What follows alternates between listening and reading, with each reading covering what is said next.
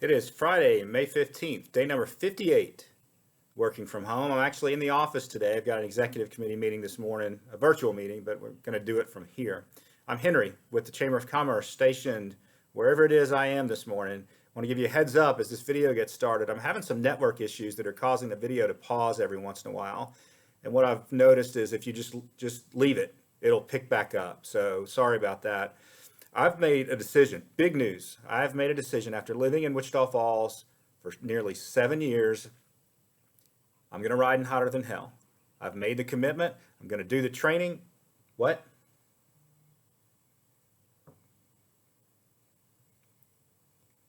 You may have heard the news that Hotter Than Hell is going virtual this August. After weeks of conversations with healthcare professionals and their leadership team and all the volunteer groups that help put Hotter Than Hell on, they've had to go virtual. There's just no telling what the environment's going to be like in August, if people would even come, if they'll be able to get on base, if healthcare professionals would endorse this. I talked to Chip, the director of Hotter Than Hell, for quite some time yesterday, and don't envy their decision, but Chip, I got y'all's back 100%. I feel for you. It's a tough time, and you've got to plan way out ahead of time for events like this. You can't just pull it off at the last minute, and so they had a tough decision to make. And they're not the only ones.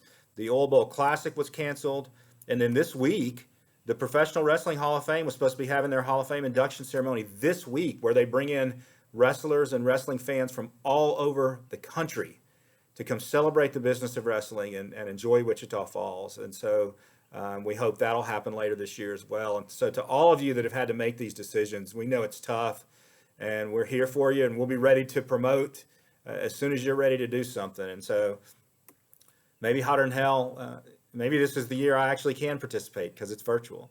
And so we'll be out there promoting it, and we'll help everybody understand what's going to happen. So good news, Crashworks is opening back up today. Great STEAM laboratory, makerspace for kids. And big news yesterday, Midwestern State announced that they're moving forward, working on their agreement for a relationship with Texas Tech. A story came out that said the deal was done. The deal is not done yet. What I think happened was the Board of Regents gave Dr. Shipley the authority to move forward working on the Memorandum of Understanding, which basically means they're negotiating now on what the relationship would look like. So that's big news. So Monday, May 18th, the governor's still saying that gyms and office tenants and others are going to be able to open back up.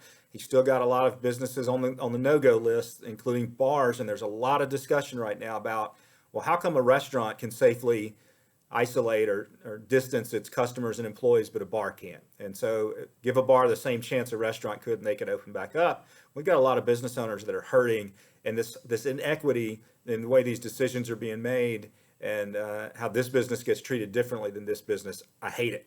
I'm ready to be over with it.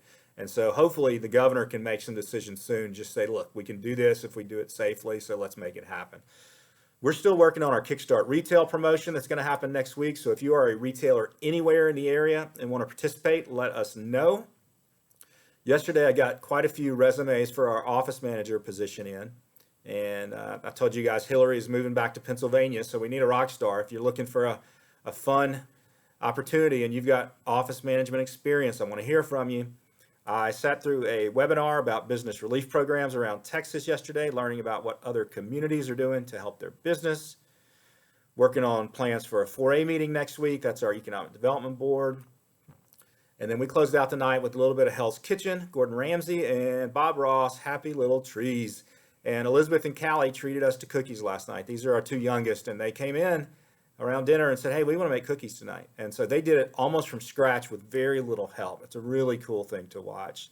So today we've got a call with a prospect looking to do business in Wichita Falls. As I mentioned, we've got our executive committee meeting this morning, working on plans for next week's Pulse, brought to you by the Helen Fairby Centers. My guest will be Phyllis Cowling, the CEO of United Regional. So pretty timely guest that ought to be really insightful. And then later this afternoon, I'm sitting down with Brittany Cottingham from KFDX, just talking about what the coronavirus has done to our area and what we see for the near future. Don't forget to like the Chamber Facebook page. And if you've got questions about what these orders mean for you, how do I open my business safely, what do I have to do to get involved in these small business relief programs, or anything else you need, you want to join the Chamber, let us know. Our office is still closed, but we're open for business, so we want to hear from you.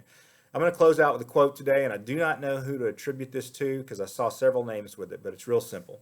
If your dreams don't scare you, you're not dreaming big enough. Let's dream big today. Happy Friday. Love you guys.